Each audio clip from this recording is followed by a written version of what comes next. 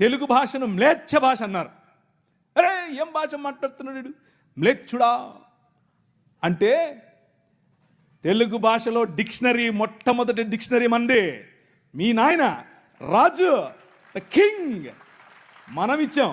CP brown, he was a machinery. ఆయన collector మాత్రమే కాదు, మిషనరీ. తెలుగు భాష గద్య భాగంలో మొట్టమొదటి పేపర్ మనది. తెలుగు భాష గద్య భాగంలో మొట్టమొదటి పుస్తకం మనది. వీళ్ళకు వాళ్ళ సొంత రామాయణం మహాభారతాలు కూడా ట్రాన్స్లేట్ చేసుకునే దిక్కు లేదు. అది చేసింది మనమే.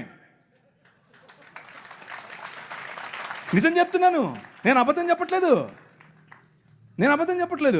మొట్టమొదటి ట్రాన్స్లేషన్ చేసింది కూడా మనమే. వాళ్ళు అది కూడా చేయరు. ఎందుకంటే విద్య పంచకూడదు. వాళ్ళ రాజ్యంలో విద్య పంచకూడదు.